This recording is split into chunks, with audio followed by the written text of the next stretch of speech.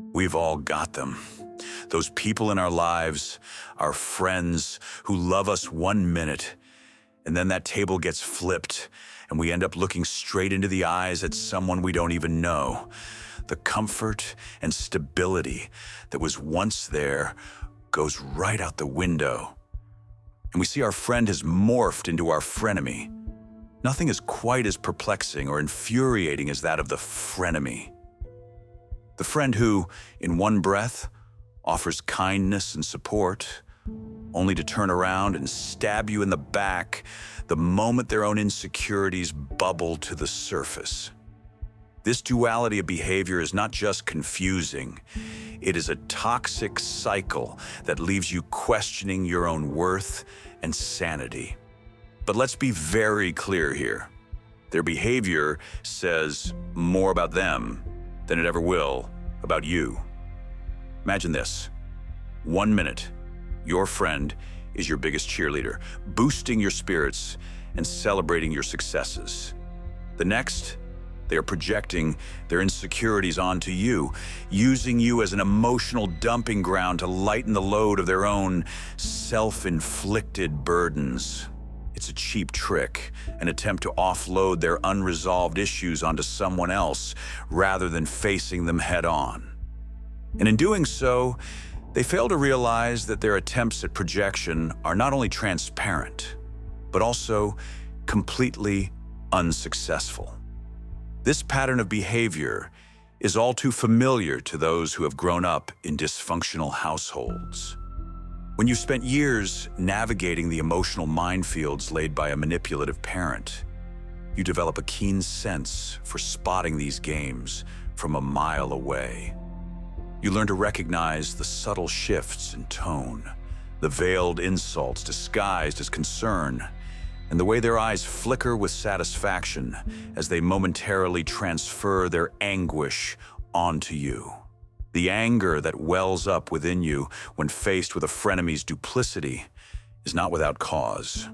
It is a righteous fury, born from the realization that you are being used as an emotional scapegoat.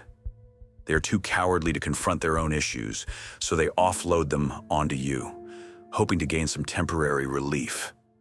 But their aim is always off, and their attempts at emotional manipulation fall flat. You see through their facade, and their efforts to destabilize you only serve to strengthen your resolve. But hey, nice try. It's crucial to remind yourself that their behavior is a manifestation of their own unresolved insecurities. This is their problem, not yours. You are not responsible for their emotional well-being, nor should you be the target of their misplaced anger and frustration. By recognizing this, you reclaim your power and refuse to be drawn into their toxic games. The techniques that you've honed over the years to protect yourself from a dysfunctional household have turned you into a master deflector of this kind of behavior. You've learned to set boundaries, to recognize when someone is trying to manipulate you, and to stand your ground with unyielding strength. You've become adept at turning the tables, ensuring that their attempts to project their insecurities onto you are met with a wall of unwavering defiance. And let's be clear, regardless of how much they study or how hard they attempt to force, what they feel are their skills on manipulation. They will never become as menacing as they imagine themselves to be.